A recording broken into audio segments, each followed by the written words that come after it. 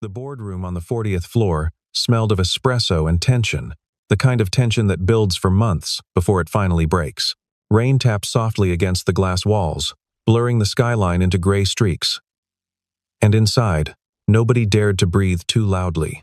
Vanessa Cole stood at the head of the table, her palm slamming down on a folder of quarterly reports. The sound sharp enough to make 3 executives flinch. Her voice, when it came, was ice wrapped in silk. "Do as I said," she told him, "or quit." Every eye in the room turned toward the man sitting across from her, waiting for him to lower his head the way he always had. The way everyone always did when Vanessa spoke like that. The polished table between them reflected the gray light pouring through the windows. And around its edges sat a dozen executives who had all, at one point or another, learned exactly how far they could push back against the woman at the head of the room, which was to say not very far at all. Papers rustled quietly as people shifted in their seats. And somewhere down the hallway a phone rang unanswered, the sound swallowed by the thick silence that had settled over the room like a held breath. But Nathan Reeves did not lower his head. He closed his laptop slowly, the click of the lid unnaturally loud in the silence, and slid his notebook into his worn canvas backpack, without a trace of anger on his face. "Fine," he said quietly, and stood. He did not raise his voice. He did not argue. He simply walked toward the door, and he did not look back, not even once, though every person in that room silently begged him to. 10 minutes later, the first alert flashed red across the operations dashboard, 3 floors below, and by the time anyone understood what was happening, the entire global system had already begun to fail, and Vanessa Cole would soon discover that the quiet man she had just dismissed had been the very heartbeat of the company she thought she controlled. Long before that morning, Nathan had always been the first person through the glass doors of the company, arriving while the lobby lights were still dim and the coffee machines had not yet been switched on. He liked the quiet of those early hours, the way the building felt like it belonged only to him before the noise of 1,000 employees filled it again. Colleagues who worked beside him for years described him the same way, a man who solved problems nobody else could touch and never once mentioned it afterward. He never took credit in meetings, never positioned himself for promotions, never played the games that climbed corporate ladders in that city. When a junior engineer broke a critical database at 2 in the morning, it was Nathan who fixed it before sunrise and told no one whose mistake it had been. Around the office, people had a name for him, spoken with quiet respect rather than mockery. They called him the quiet problem solver. Because whatever broke, whatever failed, whatever threatened to collapse under the weight of ambition and deadlines, Nathan found a way to hold it together without asking for applause. He was 39 years old, a single father who never brought his personal life into the office, and colleagues sensed there was a story behind his composure that he simply chose not to tell. He led the systems engineering team with a calm authority that needed no volume, and even the most difficult clients softened when he spoke. Because his words were always precise and never wasted, he kept a small collection of sticky notes along the edge of his monitor, reminders of birthdays and anniversaries belonging to people on his team rather than himself, and every year without fail, those small gestures arrived on time. A card here, a quiet word of congratulations there. New hires often mistook his silence for coldness during their first week, only to discover within a month that he was the person who stayed late to help them without ever making them feel foolish for asking. He rarely spoke about his life outside the office, though occasionally a photograph on his desk hinted at a world beyond the glass walls, one he protected fiercely and never discussed even with his closest colleagues. Vanessa Cole had taken over the company only 8 months earlier, stepping into the chief executive role after her father quietly retired to a house by the coast. She was 38, sharp as glass, and utterly convinced that perfection was not an aspiration but a requirement. She had built her reputation on discipline, on demanding excellence from everyone around her, and on believing that emotion had no place inside a boardroom built to make billion-dollar decisions. She despised being questioned, especially by men who spoke less and somehow commanded more respect than she did. And from her very first week, something about Nathan's calm resistance to her authority unsettled her deeply. She saw his silence as defiance rather than restraint, and she decided almost immediately that he was a problem she would eventually need to solve. She had spent her entire career proving herself in rooms where people doubted a woman could carry the weight her father once had, and that history had hardened into a leadership style that left very little room for softness or hesitation. Colleagues who had known her since business school described a woman who studied every competitor's failure with obsessive precision, determined never to repeat a mistake that might be used against her. Her assistant, a patient young man named Gregory Diaz, often remarked privately that she treated every quarter like a battle to be won rather than a business to be nurtured, though he never dared say so to her directly. What Vanessa did not yet understand was that the empire she had inherited had been quietly held together, for years, by exactly the kind of person she was determined to break. The conflict did not arrive all at once. It arrived the way most disasters do, in small decisions that seemed reasonable in isolation, but catastrophic once stacked together. Vanessa announced, only weeks into her tenure, that she wanted to overhaul the entire system architecture that powered the company's global platform, a structure that had taken nearly a decade to build and that supported millions of users across dozens of countries. She wanted it modernized within 6 months, instead of the 18 the engineering team had proposed, and she wanted the budget for the transition cut by nearly a third to satisfy nervous investors watching the stock price too closely. She presented the plan with the confidence of someone who had rehearsed every objection in advance, distributing charts and projections that made the timeline look inevitable rather than reckless. Several junior executives exchanged uneasy glances across the table, but said nothing, having learned quickly that questioning Vanessa's numbers rarely ended well for the person doing the questioning. Nathan raised his hand in the very first strategy meeting where the plan was presented, and he spoke with the same calm he always carried, though everyone in the room could hear the seriousness underneath it. The project is not ready, he told her plainly, explaining that rushing the migration without proper testing could destabilize systems that thousands of businesses depended on every single day. Vanessa listened, or appeared to, her arms crossed, and her expression unreadable, and then she simply repeated the deadline as though he had said nothing at all. She was not interested in caution. She was interested in speed, in headlines, in proving to the board that she could move faster than her father ever had. In the weeks that followed, every meeting became a quiet battlefield disguised as a conference room. Other department heads, watching Nathan push back again and again, chose silence instead, nodding along with whatever Vanessa proposed, because disagreement had already cost 2 vice presidents their positions that year. Nathan alone kept raising concerns, not out of stubbornness but out of a responsibility he felt toward the systems he had spent a decade protecting. He sent memos outlining specific risks, attached data showing failure points in early testing, and requested additional time that was denied before he had even finished asking. Vanessa began to view him not as a cautious expert, but as an obstacle standing between her and the vision she was determined to prove correct. She started excluding him from certain planning sessions, then re-including him only when a decision needed an engineer's signature to move forward. The distance between them widened with every passing week, and around the office, people began to whisper that something between the new chief executive and the quiet problem solver was heading somewhere it could not return from. Nathan never complained about the treatment, never gathered allies to defend him, never once raised his voice in frustration. And that composure, strangely, seemed to irritate Vanessa more than open rebellion ever could have. During one particularly tense planning session in late September, Vanessa brought in an outside consultant to review the migration timeline, hoping his findings would finally silence Nathan's objections once and for all. The consultant, after 2 weeks of study, quietly confirmed nearly everything Nathan had already warned about.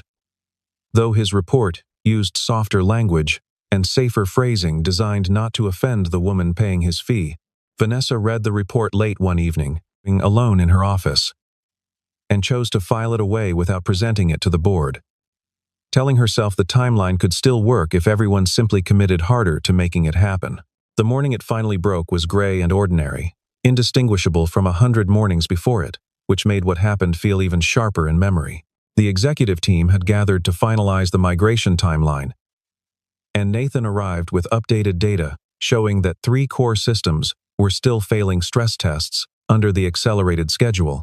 He laid the report on the table calmly and explained, once more, that pushing forward without additional testing risked a catastrophic outage across the platform's most critical functions. Vanessa listened for exactly as long as her patience allowed. which was not very long at all that morning. And then she stood up from her chair with a sharpness that silenced the room instantly. She had arrived that morning already tense from a difficult call, with an investor who questioned whether she possessed her father's steady hand, and something about that lingering doubt seemed to sharpen every word she spoke in the meeting that followed. Gregory Diaz, watching from a chair near the door, later admitted to a colleague that he had never seen her arrive so tightly wound, as though she had spent the entire morning bracing herself for a fight. She was determined to win, regardless of what anyone said. "Do as I said," she told him, her voice cutting through the quiet like a blade. "Or quit." The words landed, and nobody moved, nobody breathed.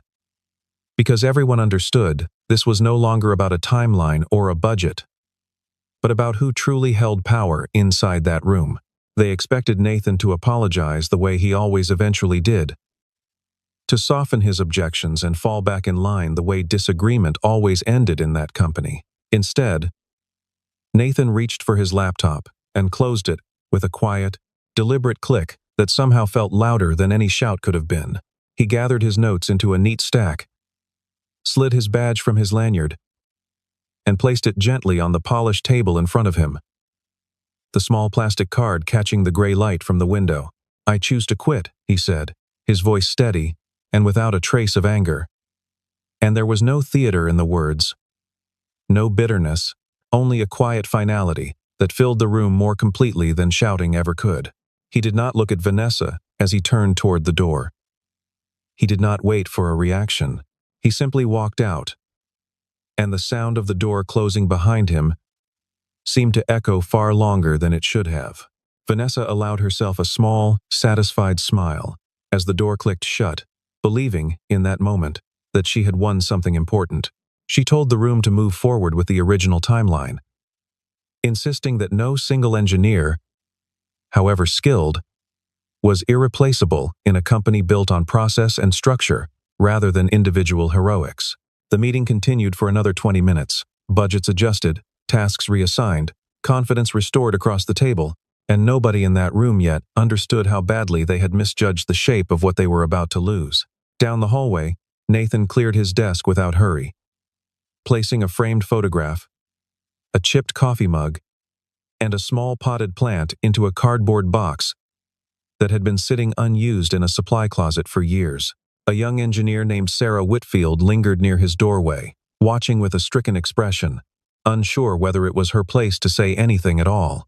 "You did not have to do that," she finally whispered, and Nathan only offered her a small, tired smile in return, telling her that some lines, once crossed, could not simply be uncrossed by staying quiet a little longer. He shook her hand, wished her well, and carried his box past the rows of desks where colleagues watched him go, with expressions caught somewhere between disbelief and quiet grief.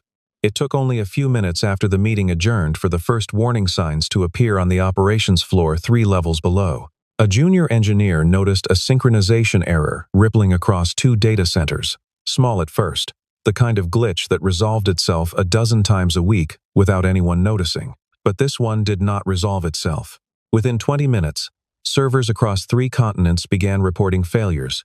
Authentication systems locked out legitimate users by the thousands, and customer support lines lit up faster than anyone could answer them. By early afternoon, the platform that powered payment processing for small businesses across the country had gone completely dark, and panic spread through the building floor by floor, like smoke finding every open door. Executives who had nodded along with Vanessa's timeline for months suddenly found themselves staring at dashboards full of red warnings they did not know how to read, let alone fix. Engineers scrambled through documentation that felt incomplete, discovering, with growing dread, that critical portions of the system architecture existed nowhere except inside the mind of the man who had walked out that morning. A man named Marcus Bellamy, the head of infrastructure operations, stood in the center of the emergency response room with his tie loosened and sweat gathering at his collar, shouting orders that nobody quite knew how to follow. He tried calling 3 different former contractors who had once touched pieces of the system, but none of them possessed anything close to the full picture Nathan had carried quietly in his head for a decade. Screens across the room blinked with cascading failures, one system dragging down another in a chain reaction nobody had modeled for. And by 4 in the afternoon, Even the backup servers in a secondary facility outside the city had begun buckling under the strain. Someone finally said his name aloud, hesitantly, as though speaking it might summon an answer to the chaos unfolding around them. It became clear, with sickening clarity, that Nathan Reeves was the only person who fully understood how the old and new systems had been stitched together.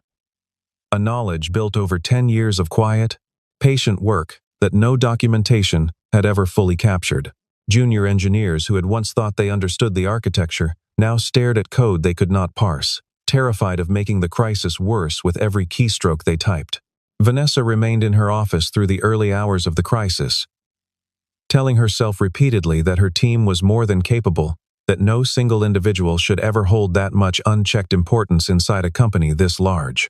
She refused, for as long as she could manage, to consider that the decision she had made that morning might already be unraveling everything she had spent months trying to build. But as the hours passed and the outage spread instead of resolving, doubt began creeping into the edges of her certainty, quiet and persistent, the way water finds its way beneath a locked door. She called Gregory into her office twice that afternoon, asking questions he could not answer, pacing between the window and her desk in a way her assistant had never once witnessed in 8 months of working closely beside her. By early evening, she had stopped pretending the situation would resolve itself, though she still had not spoken Nathan's name aloud, as though avoiding it might somehow delay the reckoning she could already feel approaching. It was the older employees, the ones who had been with the company since its earliest years, who began quietly filling in the picture that Vanessa had never bothered to see. They gathered in small clusters near the emergency response room, trading stories in hushed voices about the man who had just walked out. Years earlier, they recalled, it had been Nathan who discovered a ransomware attack hidden inside the payroll system before it could spread, working through 3 straight nights to contain it without ever telling senior leadership how close the company had come to disaster. A woman named Patricia Lowry, who managed the payroll department during that incident, still remembered the morning Nathan quietly handed her a printed report showing the threat had been fully contained, offering no explanation of the sleepless nights it had cost him. She had assumed, at the time, that the fix had been routine, a small technical matter handled by the systems team as a matter of course, and only years later did she learn from a colleague how close the company had actually come to losing every employee's financial records that week. They remembered the countless late nights he had spent alone in the server room, fixing critical failures long after everyone else had gone home, never once submitting overtime requests or asking for recognition the following morning. Competing firms had tried repeatedly to recruit him over the years, some offering salaries nearly double what he earned, and every single time, without exception, he had quietly declined and stayed. He never negotiated for raises even when his work clearly justified them, and colleagues admitted, almost with shame now, that they had simply assumed his silence meant he did not want more, rather than understanding it as loyalty freely given. An older director named Harold Pruitt, who had worked alongside Nathan since the earliest days of the company, remembered a winter storm years earlier, when the main data center in the Midwest lost power for nearly 18 hours.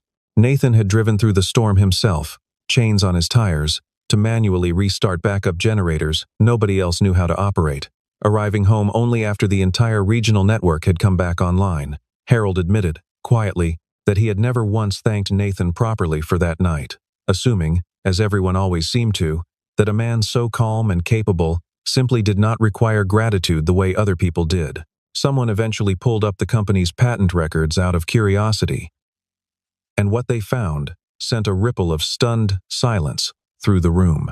Nathan's name appeared on nearly a dozen filings, foundational technologies that had quietly become the backbone of the platform's entire competitive advantage. It became painfully clear that the very core of the system Vanessa had ordered rebuilt in 6 months had been designed, from the ground up, by the man she had just forced out of the building. The realization landed on everyone present with a kind of collective guilt, the uncomfortable understanding that they had watched him carry the company for years and said nothing when he was finally pushed too far. Word of these discoveries eventually reached Vanessa through a nervous assistant who relayed the details in fragments, unsure how her employer would react to hearing them.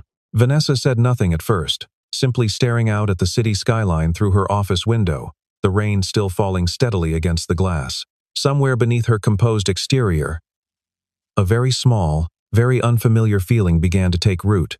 something that felt uncomfortably close to doubt about a decision she had made without hesitation, only that morning. The crisis did not stay contained within the building for long. By the following morning, financial news outlets were reporting the outage, and the company's stock price dropped sharply within the first hour of trading, wiping out months of gains in a matter of minutes. 3 of the company's largest clients called before 9 o'clock, demanding explanations, one of them threatening to terminate a contract worth tens of millions of dollars if the platform was not stabilized by the end of the week. Investors who had once praised Vanessa's aggressive leadership style now flooded her phone with calls demanding to know exactly what had gone wrong and who was responsible for allowing it to happen. Vanessa barely slept over the following nights, spending long hours pacing through an apartment that suddenly felt too large and too quiet for the weight pressing down on her. She reviewed technical reports she barely understood, sat through emergency meetings that produced no real solutions, and watched, helplessly, as engineers worked in exhausted shifts, trying to patch a system none of them had built. For the first time since taking over the company, she felt something crack beneath the confidence she had always worn like armor, a fracture she had no idea how to repair. In a moment she would later struggle to explain, even to herself, Vanessa opened Nathan's personnel file late one night, something she had never once thought to do in all the months she had worked alongside him.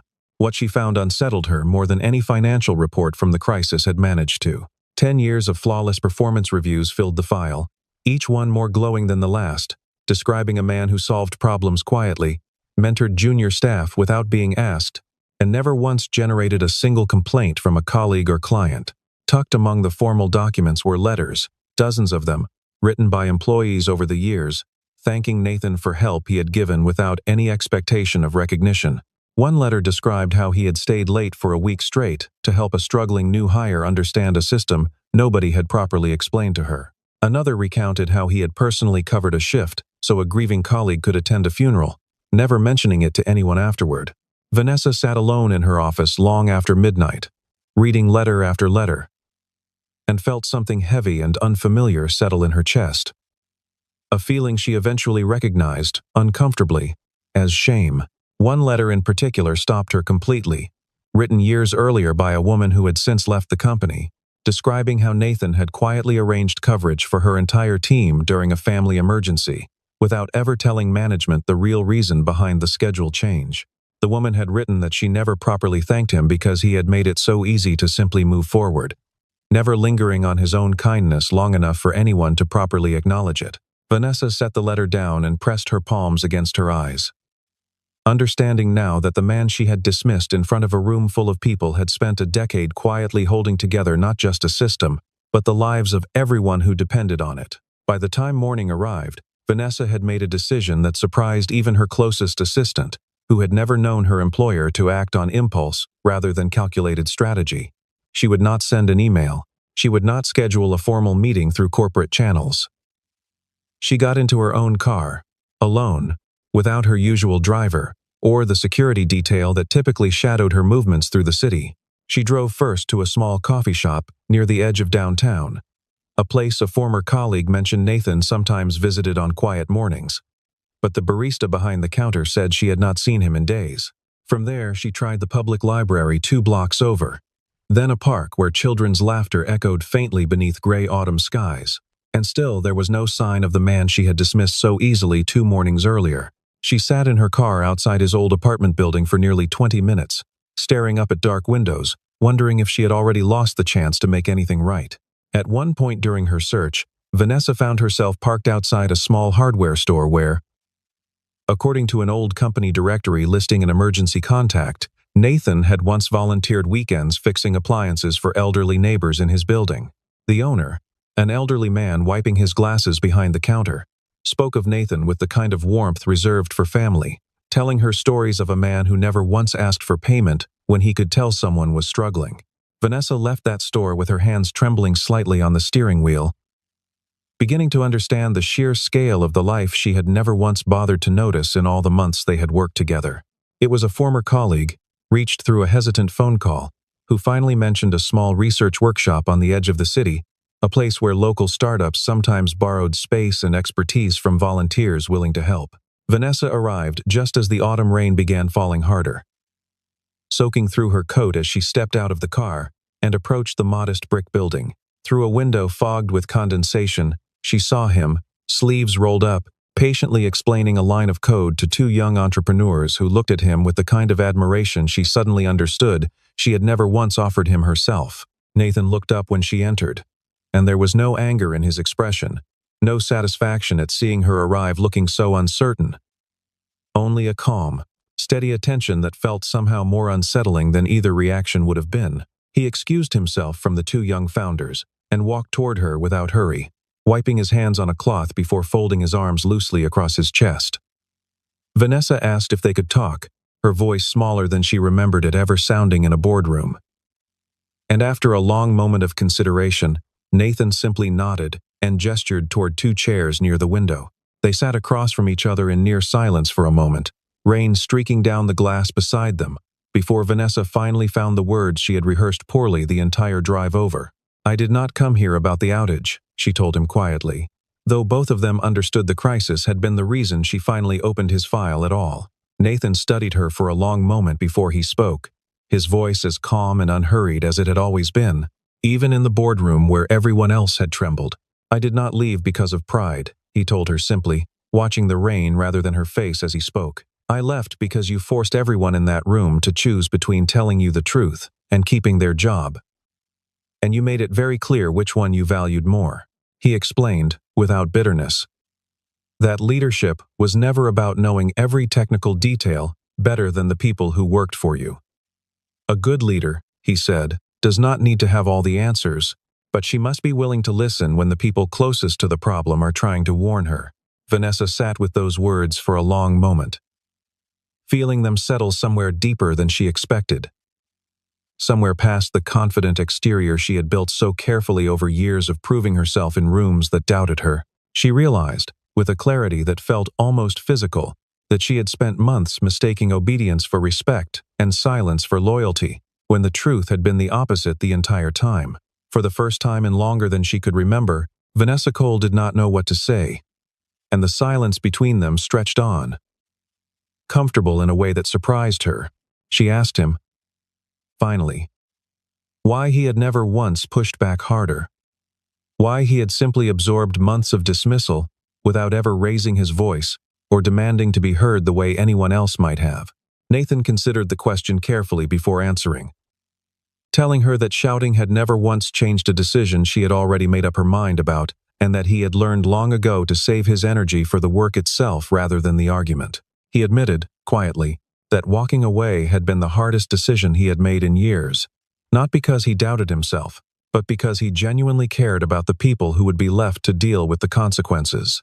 That admission, more than anything else he had said, was what finally broke through the last of Vanessa's composure. "I am sorry," she finally said, and there was nothing performed about it. No boardroom polish, softening the words into something easier to deliver. It was simply true, spoken plainly. The kind of apology she had never once offered anyone in her adult life because she had never believed she owed one. Nathan did not respond immediately, watching her carefully as though weighing the sincerity behind the words, and something in his expression, almost imperceptibly, began to soften. Vanessa did not ask him to return that day, understanding somehow that pushing too quickly would undo whatever fragile honesty had just passed between them.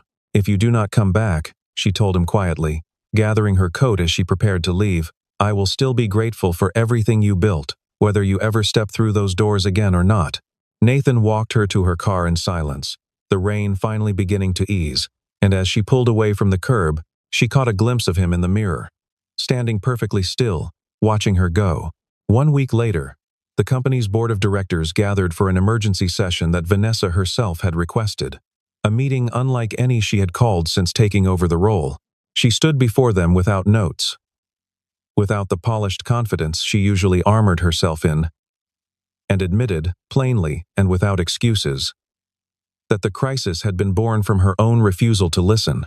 She told them she was reversing the accelerated timeline entirely, restoring the original 18-month plan the engineering team had proposed from the very beginning. She spoke, too, about culture, about how fear had quietly replaced honesty in every meeting room across the company under her leadership, and how she intended to change that starting immediately. Some board members exchanged skeptical glances, unaccustomed to hearing this particular voice admit fault so openly. But by the end of her remarks, even the most hardened among them seemed genuinely moved. As the meeting began winding toward its close, the doors at the back of the room opened quietly, and a hush fell over the assembled executives. One older board member, a woman named Eleanor Whitcomb, who had sat on the board since the company's founding, leaned toward a colleague and murmured that she had not seen a leader speak with that kind of honesty in this room in over 20 years. She had watched Vanessa's father build the company through decades of careful, patient decisions, and something about his daughter's admission that afternoon reminded her, unexpectedly, of the man he had once been before ambition and market pressure hardened him too. Nathan walked in, dressed simply, his old badge clipped once again to his belt, and made his way toward the front of the room without any announcement or fanfare. He was not there for the money, and everyone who knew him understood that immediately. Because money had never once been what drove him through a decade of quiet dedication.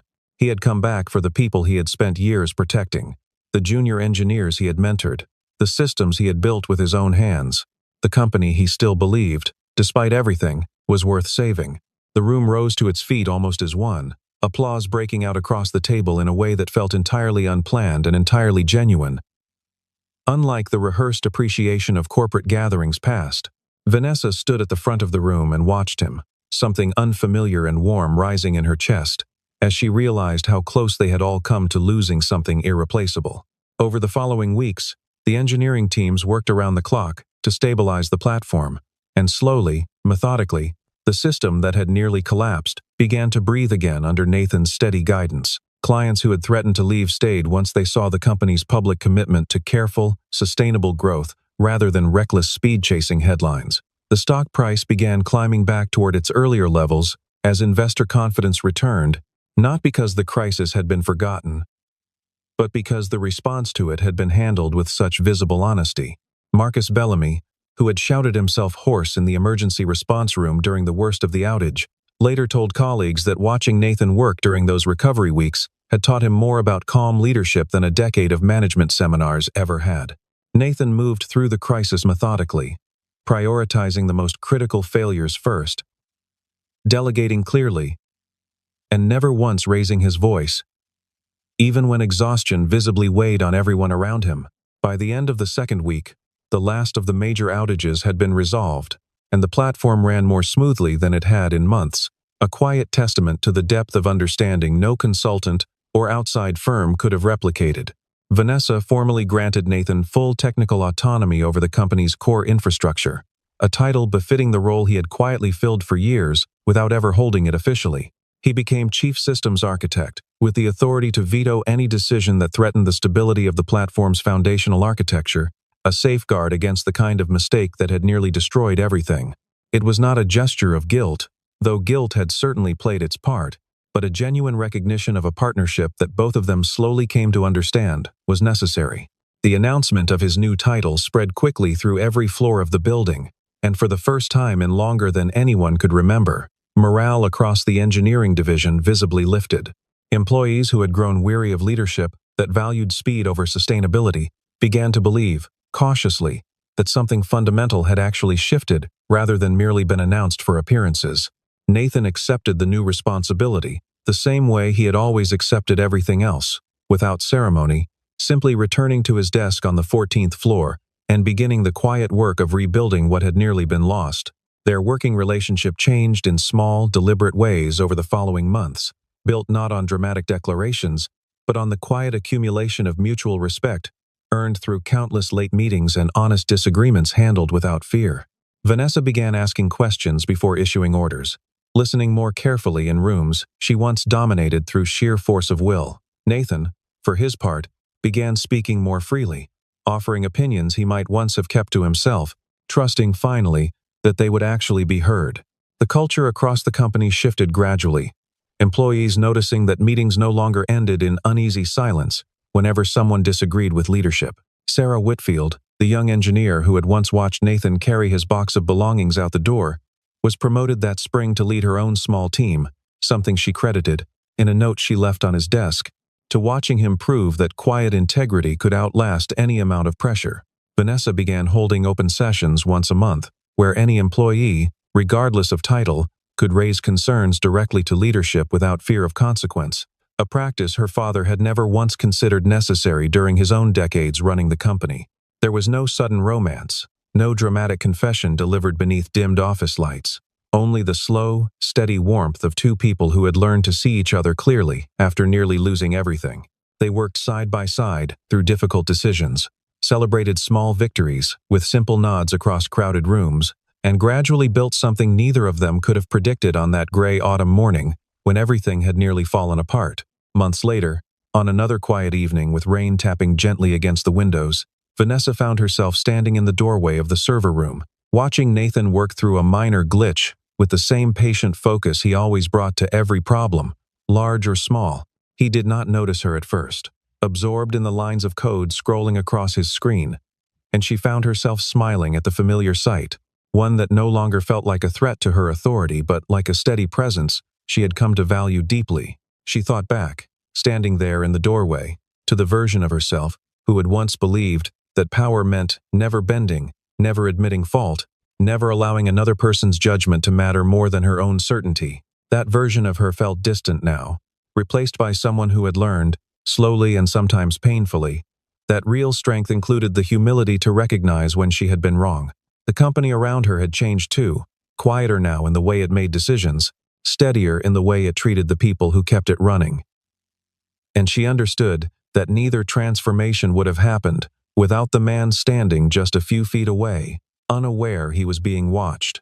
"This time," she said softly, stepping into the room as he finally looked up, "I will listen before I give the order." Nathan studied her for a long moment, something gentle passing across his usually composed expression. And then he smiled. A small, genuine smile that reached all the way to his eyes. Neither of them said anything more. The silence between them, comfortable now in a way it had never been before, filled with understanding instead of tension. Outside, the city lights blurred softly through the rain-streaked glass, and somewhere far above the noise and ambition that had once defined that company, a quieter kind of leadership had finally taken root, one measured not in commands given but in trust rebuilt, one late evening and one honest conversation at a time.